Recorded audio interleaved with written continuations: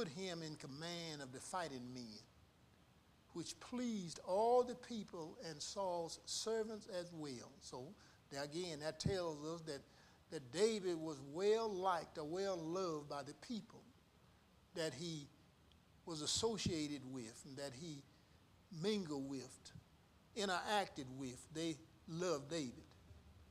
So as the troops were coming back, when David was returning from killing the Philistines, the women came out from all the cities in Israel to meet King Saul, singing and dancing with tamarines, with shouts of joy, and with 3-stringed instruments. As they danced, the women sang, Saul has killed his thousands, but David his tens of thousands. That particular song now really ticked Saul off. He didn't like the words of that song because it belittled him. And he said, hey, I'm the king. I do respect and honor because I'm the king. Well, that just didn't sit good with Saul. From then on, he sought to get rid of David. But you know, when God is in the plan, no matter what your enemy do, God is in control. And it's going to go according to his design. So, Saul. Apparently Saul was a pretty good king, apparently. But here we see Saul messed up. He was disobedient unto God. This is why Saul lost his kingship. He was disobedient. And I got to thinking about that. I said, you know, if we thought about all the time we have been disobedient to God, what could happen to us? Saul got dethroned because he was disobedient. He didn't do what God instructed him to do, or what God wanted him to do, he did not do. You see, David, on the other hand, did just what God wanted him to do. But Saul didn't do what God wanted him to do, so that cost him dearly, costed him his kingship. So, David go out to battle with his soldier, and he's victorious. Come back, the women from all the cities came out to see Saul. But then they sang the song. Now, according to the theologian, this song was not meant to belittle Saul, but it went across to him that way. I'm the king. They ought to be singing about me. You know how it is, sometimes we people have a little authority, a position, a power, and everybody's supposed to bow down to them, honor them.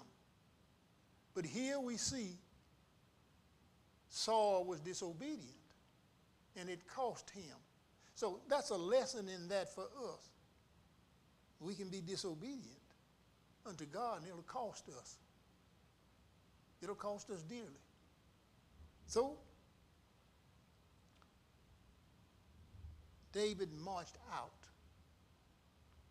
with their army and was successful in everything Saul sent him to do.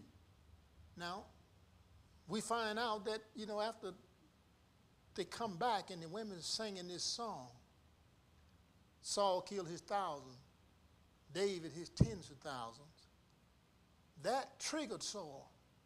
He was very upset, very wroth with David because the women sang the song.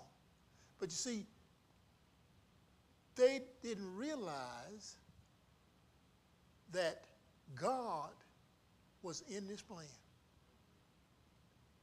He said, well, now, who do they think they are? I'm the king. I'm in charge here. But when Saul saw all this going on, he was very, very upset, to the point that he sought to kill David 2 occasions here. But it was more than 2. More than 2 occasions that Saul tried to get rid of David. Now, he was happy to have David in his fighting army. He was happy about that because he loved or enjoyed the results of what David did. It's kind of like it put more stars in his crown because of the victories that David had won. But it seemed like David had done everything that he could do but get the kingdom. Now Saul saying, now wait a minute, something wrong here. Next thing, the only thing left for him to do is to get the kingdom. I can't let that happen, he's saying, no doubt to himself. I can't let this happen. So I know what I'm going to do. I'm going to get rid of him. Get rid of him. He failed in his attempt. The scripture said he wanted to pin David to the wall. In other words, he's going to throw his spear, his javelin, whatever he called it. He wanted to throw it into David. Pin him to the wall, as he said. But that wasn't what God had planned for David. Because the scripture said, God said, who is this man, this warrior? Saul wanted to know all he could about David. Even you go back to when David slew Goliath, a giant of a man.